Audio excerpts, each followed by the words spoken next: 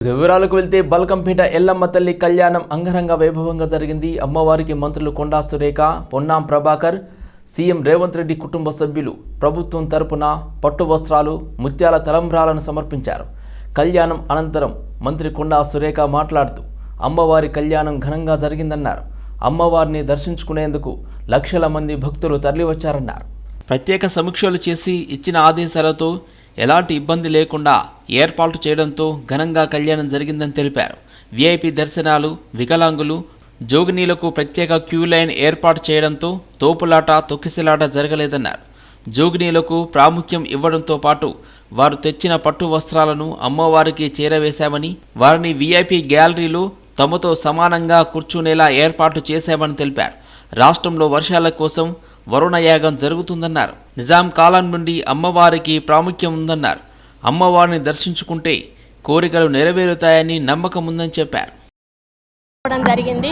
లక్షలాది మంది భక్తులు ఈ కళ్యాణాన్ని దర్శించుకోవడమే కాకుండా మరి అమ్మవారి దర్శనాన్ని కూడా తీసుకొని వాళ్ళ మొక్కులు చెల్లించుకొని మరి ప్రశాంత వాతావరణంలో వాళ్ళ ఇంటికి వెళ్ళడం జరుగుతూ ఉంది.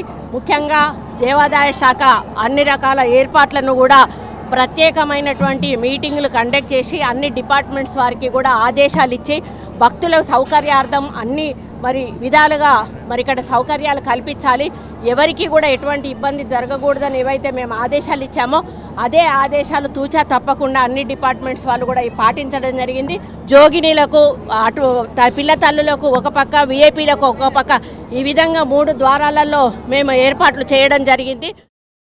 పెద్ద సంఖ్యలో తెలంగాణ వ్యాప్తంగా మరి ప్రజలు రావడం, ప్రజల సౌకర్యానికి దృష్టిలో ఉంచుకొని రాష్ట్ర ప్రభుత్వం తరఫున అన్ని ఏర్పాట్లు, అదేవిధంగా అమ్మవారి ఒక కళ్యాణాన్ని తిలకించడానికి కళ్ళారా మరి చూడడానికి వచ్చినటువంటి భక్తులందరికీ అమ్మవారి ఆశీర్వాదం ఇవ్వాలని ప్రధానంగా ఈరోజు ముఖ్యమంత్రి గారి తరఫున మరి గీతమ్మ గారు పట్టు వస్త్రాలు మా అమ్మవారికి మరి పెట్టడం జరిగింది. ముఖ్యమంత్రి గారికి, వారి కుటుంబానికి, ఈ రాష్ట్రాన్ని అమ్మవారు చల్లగా చూడాలని, వర్షాలు పుష్కలంగా కురిసి రైతులు మరి అందరు కూడా, ఏ రైతు అయితే వెన్నెముక్క అంటూ మనం అనుకుంటామో ఆ రైతులు సంతోషంగా ఉన్నప్పుడే రాష్ట్రం అంతా కూడా సంతోషంగా ఉంటుందన్న విషయాన్ని మేమందరం కూడా ఆలోచించి అమ్మవారిని మనస్ఫూర్తిగా కోరుకోవడం జరిగింది. రాష్ట్రంలో పుష్కలంగా వర్షాలు కురిసి రైతులు వేసుకున్న ప్రతి పంట కూడా మరి ఈ రాష్ట్రం నిత్య కళ్యాణం పచ్చతోరణంగా ఎదగాలని అమ్మవారిని కోరుకుంటూ మరి ముఖ్యంగా మహిళలు తమ భర్త, పిల్లలు, ఇల్లు చల్లగా ఉండాలని అమ్మవారిని పెద్ద ఎత్తున కోరుకుంటున్నారు. మరి గవర్నమెంట్ వాళ్ళు కూడా మంచి అరేంజ్మెంట్స్ కూడా చేశారు. అట్లాగే మరి అమ్మవారి కృప అందరిపైన ఉండాలని, అమ్మవారి ఆశీర్వాదంతో తెలంగాణ అంతా, ఎందుకంటే ఈసారి వర్షాలు చాలా తక్కువగా ఉన్నాయి, మరి అమ్మవారి ఆశీర్వాదం వలన ఈసారి వర్షాలు కూడా బాగా కురవాలని, తెలంగాణ అంతా సుభిక్షంగా ఉండాలని, మరి అందరూ ఆరోగ్యంతో ఉండాలని ఆ అమ్మవారిని కోరుకున్నారు. ఆ అమ్మవారిని సందర్భంగా ఒకటే ప్రార్థిస్తూ ఉన్నాం. సమృద్ధి వర్షాలు పడి, ఒకవైపు ప్రకృతి రీత్యా ఎలినోనో విపత్తు వస్తుంది అనే సందర్భంలో కూడా గతంలో అనేక విపత్తులను ఎదుర్కొన్నటువంటి బల్కంపేట ఎల్లమ్మ తల్లి చరిత్రలో భాగంగా ఈరోజు కూడా తెలంగాణ వ్యాప్తంగా సమృద్ధి వర్షాలు పడి పాడి పంటలతో ఆయురారోగ్యాలతో ఉండే విధంగా ఎల్లమ్మ తల్లి ఆశీర్వచన ఉండాలని ఈ ఎల్లమ్మ తల్లి కళ్యాణం రోజు ప్రార్థిస్తూ, హైదరాబాద్ బోనాలు అంటేనే ఒక సాంప్రదాయం, ఒక ఆచారం, ఒక యొక్క సంస్కృతి. ఆ సాంస్కృతికంగా జరిగే ఈ ఆచార్యాల్లో ప్రజలంతా కూడా భాగస్వాములై ప్రజలు పరస్పరంగా సహకరించుకొని వేడుక జరుపుకుంటారు. ఎల్నినో ప్రభావంతో రాష్ట్రంలో వర్షాభావ పరిస్థితులు నెలకొనే అవకాశాల నేపథ్యంలో ప్రభుత్వం అప్రమత్తమైంది. రంగారెడ్డి జిల్లా కలెక్టర్ సమావేశ మందిరంలో నిర్వహించిన ప్రత్యామ్నాయ ప్రణాళికల సమీక్షా సమావేశంలో స్పీకర్ గడ్డం ప్రసాద్ కుమార్ అధికారులకు కీలక సూచనలు చేశారు. ప్రభుత్వ వీప్ పట్నం మహేందర్ రెడ్డి, ఎమ్మెల్యేలు మల్రెడ్డి రంగారెడ్డి, ఈర్లపల్లి శంకర్, కలెక్టర్ నారాయణ రెడ్డి ఈ కార్యక్రమంలో పాల్గొన్నారు.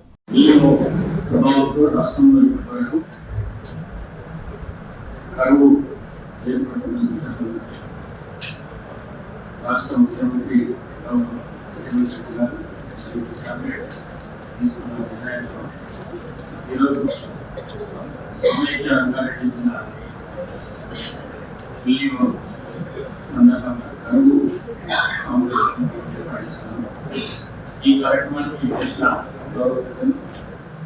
కౌన్సిలింగ్ శ్రీ రాజేందర్ రెడ్డి గారు, గౌరవ ప్రజలు, ఉక్రెయిన్ శాసనసభ్యులు మల్లారెడ్డి రంగారెడ్డి గారు, గౌరవ ప్రజలు, షాద్నగర్ శాసనసభ్యులు శ్రీ శంకరయ్య గారు, మరియు రంగారెడ్డి జిల్లా గౌరవ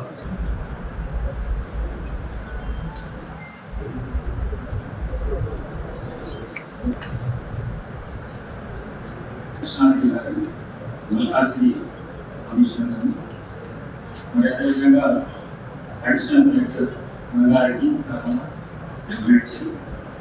వారితో పాటు వేదిక మీద గౌరవ అధికారులు, ముందున్న జిల్లా యంత్రాంగం, రంగారెడ్డి జిల్లా యంత్రాంగం మరియు పత్రికాంశాలు, ముఖ్యంగా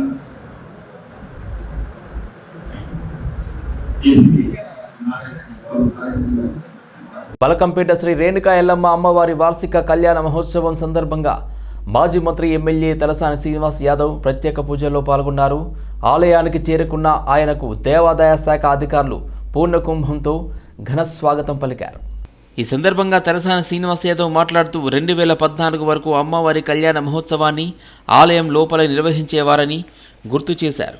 తాను ఎమ్మెల్యేగా ఎన్నికైన అనంతరం ఆలయం ముందు భారీ రేకుల షెడ్ నిర్మించి లక్షలాది మంది భక్తుల సమక్షంలో ప్రత్యక్షంగా వీక్షించేలా కళ్యాణ మహోత్సవాన్ని నిర్వహిస్తున్నామని తెలిపారు. శ్రీ రేణుకా ఎల్లమ్మ అమ్మవారి కళ్యాణానికి తెలంగాణ, ఆంధ్రప్రదేశ్ రాష్ట్రాల నుండి పెద్ద సంఖ్యలో భక్తులు తరలివస్తారని పేర్కొన్నారు. ప్రస్తుతం రాష్ట్రంలో ఎల్నినో ప్రభావంతో వర్షాభావ పరిస్థితులు నెలకొన్నాయని, అమ్మవారి చల్లని దీవెనలతో విస్తారంగా వర్షాలు కురిసి పంటలు సమృద్ధిగా పండాలని ప్రార్థిస్తున్నట్లు చెప్పారు. బల్కంపేట రేణుకా ఎల్లమ్మ వారి కళ్యాణం అంగరంగ వైభవంగా 2015లో నేను స్వీకారం చుట్టినటువంటి ఈ ఘనమైనటువంటి కళ్యాణ కార్యక్రమం 2014 వరకు జరిగినటువంటిది అందరికీ తెలుసు. ఇక్కడ ఉన్నటువంటి వాళ్ళకు, ప్రజలకు కూడా అందరికీ తెలుసు. అంటే ఒక చిన్న ప్లేస్లో ఆ రోజుల్లో కళ్యాణం జరుగుతుండే. బట్ 2015తో ఈ కళ్యాణాన్ని విశ్వవ్యాప్తం చేయడం, ఈరోజు లక్షలాది మంది భక్తులకు, అదేవిధంగా మీ మీడియాలో వీక్షిస్తున్నటువంటి, లైవ్లో వీక్షిస్తున్నటువంటి అమ్మవారి భక్తులకందరికీ, రెండోది ఆశేష జనావాహిని. ఈరోజు 2 రాష్ట్రాలే కాకుండా యావత్ దేశంలో అనేకమైనటువంటి ప్రాంతాల్లో నుంచి వచ్చేస్తున్నటువంటి భక్తులకు, రాష్ట్రంలో ఎలినోవా ప్రభావం వల్ల వర్షాలు రాక నానా రకాలుగా ఇబ్బంది పడుతున్నారు రైతాంగం అంతా. అయితే నేను అమ్మవారిని కళ్యాణం ద్వారా కోరుకునేది, మీ చల్లని ఆశీర్వచనాలు ప్రజలకందరికీ ఉండాలి, ప్రత్యేకించి రైతులకు ఉండాలి. బ్రహ్మాండమైనటువంటి వర్షాలు పడడం మూలాన పాడి పంటలతోని రాష్ట్రం సుభిక్షంగా ఉండాలని చెప్పి నేను ఆ భగవంతుని ప్రార్థిస్తూ, జీహెచ్ఎంసీ ఎన్నికల కోసం క్యూర్ పరిధిలో ఇందిరమ్మ ఇండ్ల పేరుతో కాంగ్రెస్ కొత్త నాటకానికి తెరలేపిందని బీజేపీ రాష్ట్ర అధ్యక్షుడు రామచంద్రరావు విమర్శించారు. కాంగ్రెస్ మంత్రులు ఇందిరమ్మ ఇండ్లు ఇప్పిస్తామంటూ గొప్పలు చెప్పుకుంటున్నారు. హైదరాబాదులో ఇందిరమ్మ ఇండ్ల దరఖాస్తుకు 100 రూపాయలు ఈఎండి పేరుతో 10,000 డిపాజిట్ వసూలు చేస్తున్నారని, ఇది గత బీఆర్ఎస్ ప్రభుత్వం గొర్రెల పంపిణీ పేరుతో 32,000 చొప్పున డిపాజిట్లు తీసుకున్న విధానాన్ని గుర్తు చేస్తుందన్నారు. ప్రక్రియ ద్వారా ప్రభుత్వానికి సుమారు 1,000 కోట్ల వరకు ఆదాయం వచ్చే అవకాశం ఉందన్నారు. ఇండ్లు లేని పేదల కోసమే పథకం అంటూనే అదే పేదవాడి నుంచి ముందుగా 10,000 తీసుకోవడం అన్యాయమన్నారు. ఇవాళ నాంపల్లిలోని బీజేపీ రాష్ట్ర కార్యాలయంలో మీడియాతో మాట్లాడిన ఆయన, దరఖాస్తుదారుల నుండి డబ్బులు తీసుకున్నాక నిజంగా ఇండ్లు ఇస్తారా లేదా అన్నది సందేహమేనని, రాజీ స్వగృహ పేరుతో రాజశేఖర రెడ్డి హయాంలో కట్టిన ఇండ్లు ఎక్కడికి పోయాయని ప్రశ్నించారు. 16 కాన్స్టిట్యున్సీస్లో వీళ్ళు చెప్పి 480 ఇళ్ళు పర్ కాన్స్టిట్యున్సీ చెప్పినా కూడా 7,000 ఫ్లాట్స్ వచ్చే అవకాశాలు ఉన్నాయి. 10 లక్షల మంది అప్లై చేస్తారు. 10 లక్షల మంది 10,000 రూపాయలు కలెక్ట్ చేసుకుంటున్నారు డిపాజిట్. తర్వాత ఇస్తా అంటున్నది, ఎప్పుడు ఇస్తా తర్వాత సంగతి. 10,000 అయితే 1,000 కోట్లు అంటే ప్రభుత్వము ఇది ఒక రకమైనటువంటి ఒక రాబడి, పేద ప్రజల నుంచి రాబడి. 1000 కోట్లు వస్తాయి వాళ్ళకు, 10 లక్షలు. ఇల్లు మాత్రం 7,000 మందికి వస్తాయి. ఈ 10,000 కోట్లు సరే తర్వాత ఇస్తారా లేదా? ఎందుకంటే బీఆర్ఎస్ ప్రభుత్వము గతంలో ఈ గొర్రెల స్కీమ్లలో కూడా డిపాజిట్ తీసుకుంది 10,000 రూపాయలు, 32,000 ఇంకా ఇంతవరకు అది ఇవ్వలే వాపసు. గొర్రెలు పెంచినాయి, గొర్రెలు పెరిగినాయి, గొర్రెలు కోసినప్పుడు అయిపోయి అన్నీ అయిపోయి ఇవి మాత్రం 32 మాత్రం రాలే ఇంకా వాళ్ళకు. ఇది పద్ధతి ఆ ప్రభుత్వంది. ఈ ప్రభుత్వం ఇట్లా వాళ్ళు 32,000 తీసుకుంటే వీళ్ళు 10,000, 1000 కోట్లు వస్తాయి వీళ్ళకు. వాళ్ళు ఇచ్చే ఇళ్ళు మాత్రం 7,000 మాత్రమే, అది కూడా 16 అసెంబ్లీ సెగ్మెంట్స్ మాత్రమే. కాబట్టి ఇది ఎవరి చెవిలో పువ్వు పెడుతున్నారు ప్రభుత్వము. కాళేశ్వరం దగ్గర చిల్లర రాజకీయం చేశావని సీఎం రేవంత్ రెడ్డిపై మాజీ మంత్రి BRS deputy floor leader Harish Rao మండిపడ్డారు. మరి దేవాదుల దగ్గర నీకు ఏం అడ్డొచ్చిందని ప్రశ్నించారు. దేవాదుల విషయంలో నాటి నుండి నేటి దాకా కాంగ్రెస్ పార్టీది ద్రోహమే అని మండిపడ్డారు. 2011లో 3 ఏళ్ల దేవాదులను మూలకు పడేసింది కాంగ్రెస్ పార్టీ అని గుర్తు చేశారు. హైదరాబాద్లోని తెలంగాణ భవన్లో హరీష్ రావు మీడియాతో మాట్లాడుతూ ప్రతి బొట్టును ఒడిసి పట్టాల్సిన బాధ్యత రేవంత్ రెడ్డికి ఉందని అన్నారు. మాట్లాడితే తిట్లు, ఓట్లు తప్ప ఏమీ లేదని మండిపడ్డారు. మొన్న రాములోరి మీద కూడా ఒట్టు పెట్టిండు అని తెలిపారు. ఓట్ల మీద ఉన్న శ్రద్ధ నీటి బొట్ల మీద పెట్టాలని హితవు పలికారు. దేవాదుల సమ్మక్క బ్యారేజ్ నుంచి జూన్ 1వ తేదీ నుంచి ఇవాళటి వరకు అంటే 51 రోజులు. ఈ 51 రోజుల్లో తరలిన నీళ్లు, కిందికి జారి విడిచిపెట్టిన నీళ్లు 105 టీఎంసీలు. బ్యారేజ్ నుంచి కిందికి ఆంధ్రప్రదేశ్ వైపు వెళ్ళిపోయినాయి. నువ్వు ఎత్తిందెంత? 1.9 టీఎంసీ, 1.9 టీఎంసీలు. నువ్వు ఎత్తగలిగే అవకాశం ఎంత? 12 టీఎంసీలు ఎత్తొస్తుండే. రోజుకు 0.25 టీఎంసీ దేవాదుల నుంచి ఎత్తొచ్చు. 10 మోటార్లు నడిస్తే రోజు 0.5 టీఎంసీ నీళ్ళు ఎత్తొచ్చు. 4 రోజులకు 1 టీఎంసీ ఎత్తొచ్చు. 50 రోజులంటే దాదాపు 12 టీఎంసీలు ఎత్తే అవకాశం ఉండే. 12 టీఎంసీలు ఎత్తగలిగే అవకాశం ఉంటే కనీసం 2 టీఎంసీలు కూడా ఎత్తలే మిస్టర్ రేవంత్ రెడ్డి నువ్వు. Is it not criminal negligence? నీ భాషలో చెప్పాలంటే నేనేం చేయాలి? నువ్వు చెప్తావు కదా ఉరి తీయాలి. ఎవరు తీయాలి ఇప్పుడు ఉరి? 12 టీఎంసీలు ఎత్తగలిగే దేవాదుల్లో 2 మాత్రమే ఎత్తి 10 కిందికి జార విడిచినందుకు నీ ప్రభుత్వానికి ఏం శిక్ష వేయాలనో నువ్వే చెప్పు ఇప్పుడు. అరే ఇన్ని నీళ్లు ఉండగా నువ్వు ఎత్తవా? ఇదేనా రైతుల మీద ప్రేమ నీకు? ఇదేనా రైతుల పట్ల నీకు ఉండేటువంటి చిత్తశుద్ధి? ఇదేనా తెలంగాణ హక్కులు కాపాడే పద్ధతి? కళ్ళ ముందు నీళ్లు పోతున్నా వాటిని ఎత్తిపోయలేనటువంటి దుస్థితి ఎందుకు వచ్చింది కాంగ్రెస్ పార్టీకి? గా చిన్న మోటార్లు నడపడానికి కరెంట్ సరఫరా చేసే తెలివి లేదా?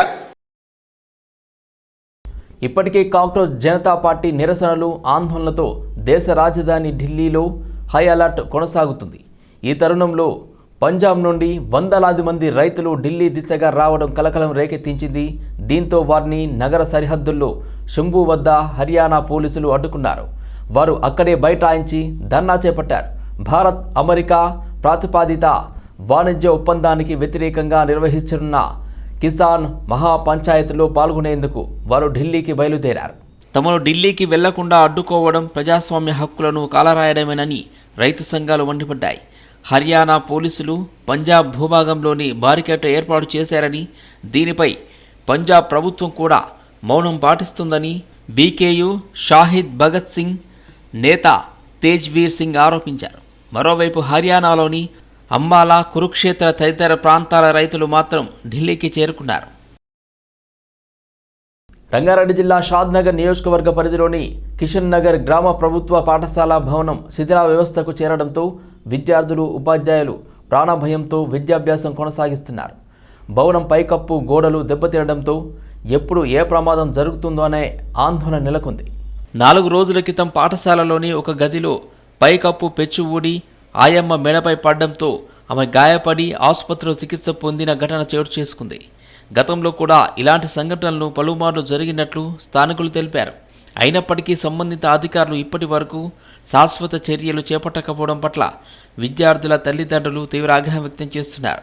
ప్రమాదకరంగా మారిన భవనంలోనే విద్యార్థులు చదువుకోవాల్సి వస్తుందని, వెంటనే భవనాన్ని మరమ్మతు చేయడం లేదా ప్రత్యామ్నాయ భవనంలో తరగతులు నిర్వహించేలా చర్యలు తీసుకోవాలని గ్రామస్తులు తల్లిదండ్రులు ప్రభుత్వాన్ని కోరుతున్నారు. One thing we must as well decide now is announcement in the papers. So ఏమంటారంటే ఇక మనం న్యూస్ పేపర్లో ఇవ్వాలి ఇలా ఇంకా ఆ టీంలో అంటే భయం ఉంటుంది బట్ వాళ్ళ ప్రాబ్లం చెప్పాలి ఫస్ట్ డేస్ కూడా ఎంత ఇది మొన్న రీసెంట్గా చెప్పండి అందరూ మీకు ఏం కావాలి ఎందుకోసం ఇది రాజ్ న్యూస్ అని చెప్పారు చాలా పెద్ద ఛానల్ టీవీలో వస్తుంది యూట్యూబ్.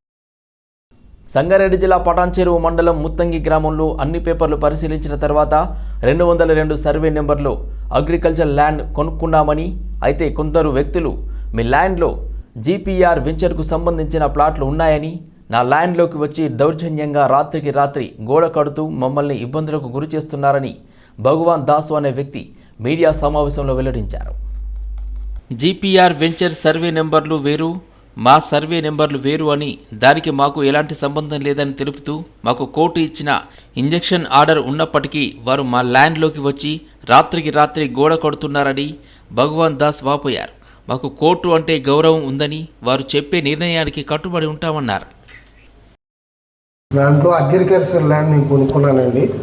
కొనుక్కున్న తర్వాత అన్ని కాగితాలు అన్నీ చూసి నేను కొనుక్కున్నానండి.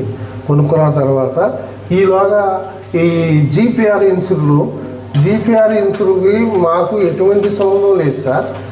నేను కొనుక్కున్న అగ్రికల్చర్ ల్యాండ్ ఈ జీపీఆర్ ఇన్సూర్లో 114 సర్వే నెంబర్లు దీంట్లో యాడ్ చేశారు సార్. ఈ 14 సర్వే నెంబర్లో మా సర్వే నెంబర్ లేదండి. ఈ సర్వే నెంబరు అలాగా, మా సర్వే నెంబర్ అలాగండి.